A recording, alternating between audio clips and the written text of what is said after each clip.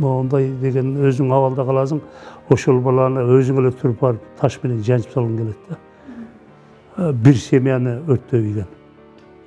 Атасы, апасы, баласы, келини, единственный 3,5 жашар бекен ушундай 4 жашка жетип жетпеген баласы баягы тополоң болуп атканда коркуп, булар акчага барып тоноп кетиш максатында болуп, анан тигилер ойгонуп кетип, булар уктаган бөлмөдөн башка жакта эме кылып атса, Светти аялы күйгүзө калса, аялын өлтүрөт, ал кыйкырып берет, теңизи келет, ошентип баардыгын өлтүрүлгөн дагы.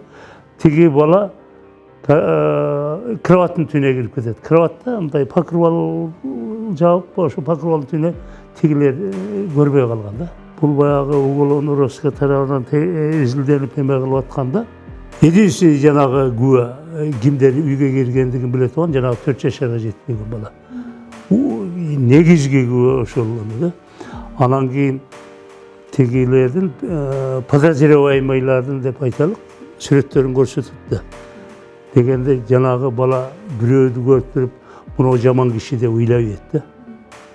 Анан ошондон баары ошолорду кармап келип анан эме кылып, анан кылмыш ачылып кеткен. Ошондой эми андай жанагы бир семьяны бир болбогон акча үчүн, бир нерсе үчүн баягы үйдөн бир нерсе алам деп уруу келет да.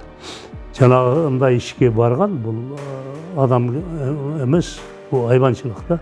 Аны жөнүнө таш менен баштарына бир койгон келет, но закон ага жол бербейт. Ошондой эмелер.